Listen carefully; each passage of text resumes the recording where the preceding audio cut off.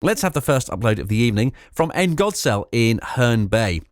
A brilliant piece, this, called Body of Water. Really atmospheric. It's an audio drama of around about 12 minutes or so. So let's bed in and let's have a listen to it. It is thoroughly atmospheric. N is a brilliant, brilliant writer. And we have some absolutely spectacular narration here by Kate Lynn-Devere. Enjoy it. Body of Water by N Godsell in Herne Bay in Kent.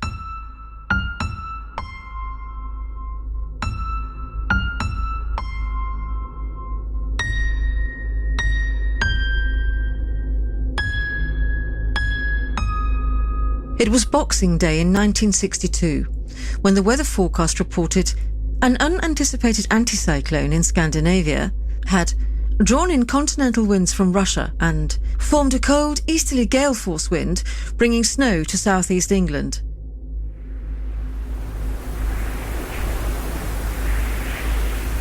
By New Year's Eve, this blizzard was blowing across the country, and as temperatures dropped, the snow drifted up to 20 feet high. Power lines were brought down under the weight of the snowfall, and roads and railway lines came to a standstill.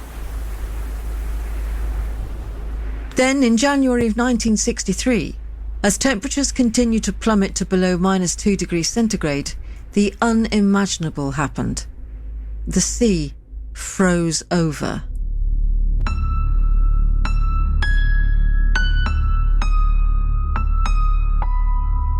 For nearly a week, it was possible to walk 1.5 miles across the ice, past the landing stage of the pier, almost as far as what was known locally as the Crannog, a cluster of rocks which formed a small island. Nobody ventured that far, of course, and as children we were mostly content just to venture out a few yards onto the frozen brine, thrilled at the notion of walking on water like mythological deities, until we took a tumble. Yet the temptation to travel all the way to the mysterious outcrop of battered stone, to breach the fort that had intrigued us for all our years, was palpable. Ordinarily, the island couldn't be reached, for the rocks extended far down into the water, lying just beneath the surface, ready to tear apart any vessel's hull. The currents around the formation were incredibly strong. Several boats and souls had been lost in bad weather from the force of these undercurrents, as if the ocean itself had reached up with massive hands and pulled them down to Poseidon's dominion. The adverse weather had traversed these perils, so there was a clear passage to this lure. Yet nobody would venture that close.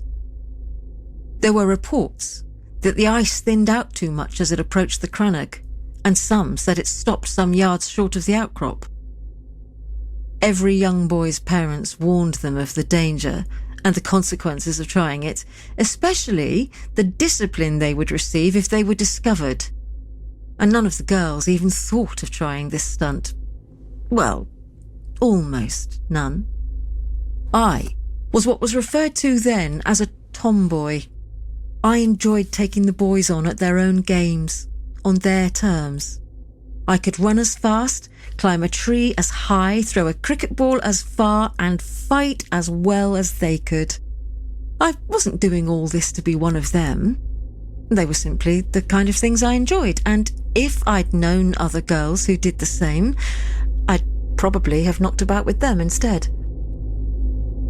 So when one of the young lads challenged me to walk out as far as the island, I didn't think twice about it. I accepted the dare at once. I had heard the stories about the ice and the currents and the dashing rocks and the monsters and all of that, but on the day in question I just found it was something I wanted to do, especially as none of my companions were brave enough. They had all pleaded beatings from their fathers, or a swift clip round the ear at the very least, for going further than 10 yards out. But they knew, as a girl, I would forego any parental retributions, save for a sermon by my mother on how it just wasn't the done thing. And they were right. So without another word, I started out onto the frozen brine, heading for the distant Black Isle, their voices calling out at me, dissipating in the winter winds.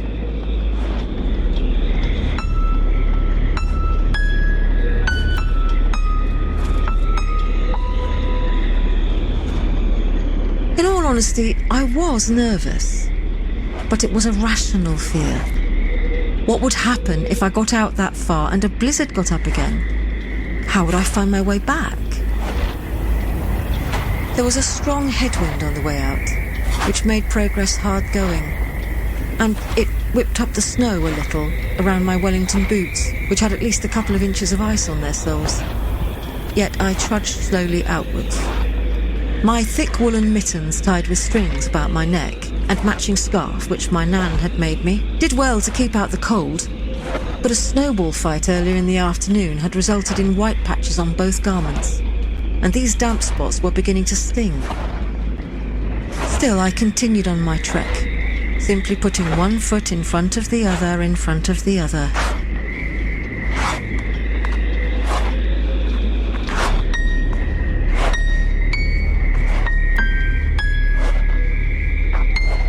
It was odd, but it seemed the further out I got, the calmer the weather became, settling down to a mere breeze by the time I was halfway. It was an inexplicable feeling, stepping foot somewhere no one else has been. And I imagine it was not too dissimilar to how certain astronauts would feel several years later when they took their own small steps. I dare say, however, the moon's surface didn't seem to bob up and down a little when they walked on it. This is when I first realised the ice was getting thinner, and there was still some way to go before I reached the Cranach. But I wouldn't turn back. It seems implausible and a little sad now, but none of the adults on the beach that day did anything to deter me. My own parents and those of my co-conspirators were at home, baking bread and cozying up by the coals, but there were still plenty of grown-ups out with their own children, their attention duly on their infants, instead of on the unattended girl wandering off alone across the ice. I was only 50 yards from the rocks when I noticed movement at my feet. Beneath the waning ice, I could make out the sea and its remnants moving back and forth, and it at once made me feel quite nauseous to think there was only this thin crust between me and the deadly cold water below. But I was a headstrong child, determined to be the first and possibly only ever visitor to the Cranach.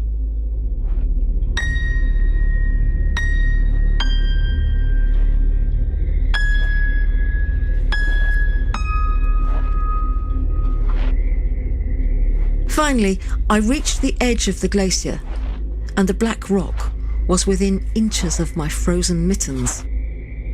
I looked about me, and just off to the left, it seemed like the ice may have been slightly thicker, so in the near still air, above the imprisoned waters, and across the undulating surface, I steadily sidestepped until I was in the right spot, and slowly and carefully, I stretched out my hand and touched the sacred stone. That's when I first heard it.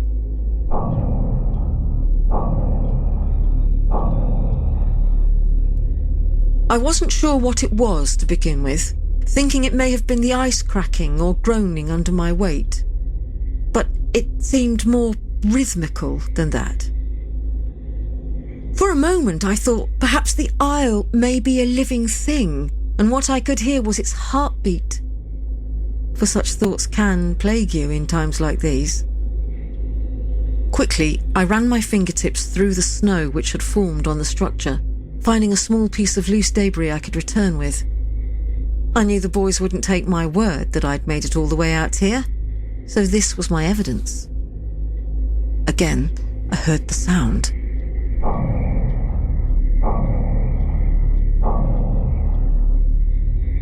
This time it was closer, and I could feel the emitted vibrations, almost as if I was right on top of it.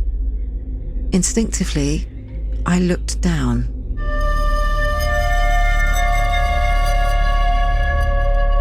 I could never be certain exactly what I saw, for it was only fleeting.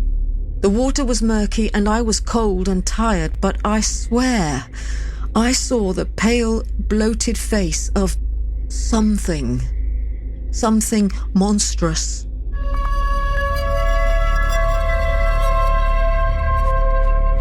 Of course I ran. Blind panic had me flee instantly. My heart pounded in my ears and the ice splintered in my wake. I ran as fast as my tired, half-frozen legs would carry me, my breath burning in my lungs with each intake, stinging my eyes with the exhale. My mind raced round and round, disorientating me, and I hoped I was headed for shore. I ran and ran from the pursuing terror, and I didn't stop until I had reached home. The boys had long since deserted the beach by the time I'd reached it, half scared I wasn't coming back, half scared they wouldn't get home before tea time and would bear the brunt of yet another severe chastisement for disobedience. But I hardly noticed. When I did see them next, and showed them the rock I had collected, they didn't believe me. They said I'd found it on the beach in the summer and had probably been home before they were. Pah. I thought better of telling them what I'd seen out there that day. That abhorrent creature trapped under the ice, with its lifeless black staring eyes, jaw fixed in a silent scream, taut claws hammering resolutely against the frozen sea, determined to break through, desperately trying to reach me.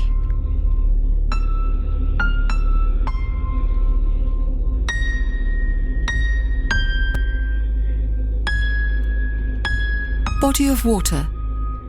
Written by N Godsell. Read by Kate Lynn-Devere. Audio production by Faye Knights. Produced by Tea Time and Tide Productions.